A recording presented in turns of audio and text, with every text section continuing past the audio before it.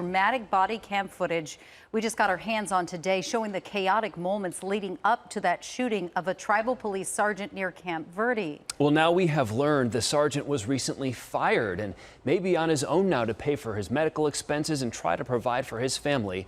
Investigator Morgan Lowe broke the story today. A lot of questions beginning with, do we know why he was fired or how? We've been trying to get a good answer to that all day, and so far we only know what the sergeant has told us, and that was that he was notified that he was being let go because he could no longer serve as a patrol sergeant. We're talking about Sergeant Preston Brogdon, who worked for the Yavapai Apache Tribal Police Department when he was shot in the line of duty 2 years ago. This is the first time we've seen video of the night of February 9th, 2022, when Sergeant Preston Brogdon and another officer responded to a 911 call of shots being fired near Camp Verde. Less than a minute after getting on scene, Brogdon was hit. The lucky round caught me right above my belt, between my vest, blew apart my gun belt. I knew my leg was broken, and I knew I was bleeding internally. Today, Brogdon released this video. Sitting next to his wife, Bailey, he describes that night and what's happened since. I had to stand, crawl, get dragged, jump over trees to make it back to our vehicles. The shooter, a man named Valentin Rodriguez, was found dead 2 weeks later. Brogdon faced months of painful surgeries before being released from the hospital. He is still in constant pain. I'm not me. I can't run in the yard with my kids. I can't get on a slip and slide with my kids. I'm a fall risk the rest of my life now.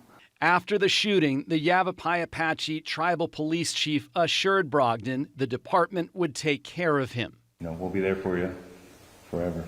But last month, he says he was notified that he was being let go. They tell me it's been 2 years. We have to let you go. At least you have disability.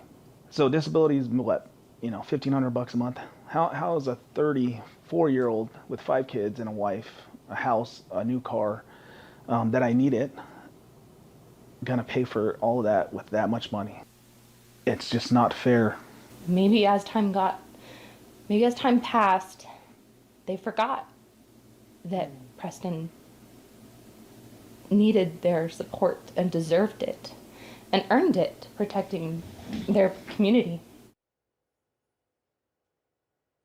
Now, this afternoon, we heard from Tanya Lewis, the chairwoman of the Yavapai Apache Nation. She told us they are unable to comment on employment and workers' compensation matters involving current and former employees. Such matters are strictly confidential. She did confirm, though, that he has been let go. He's no longer an employee.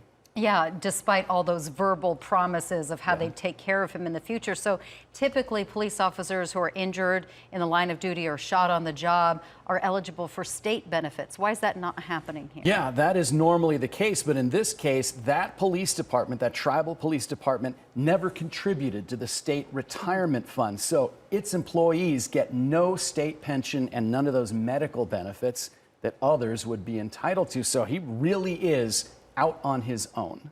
Yeah, and to have that video there of the chief sitting next to him in front of the camera saying, we're going to be there for you, we're going to be there with you. Fast forward to today, and he's on his own, essentially. Yeah, that chief is no longer there, by the way. Okay. And you're hearing from lots of others in law I would enforcement imagine so. demanding that something be done. So I know that she'll keep following up on this.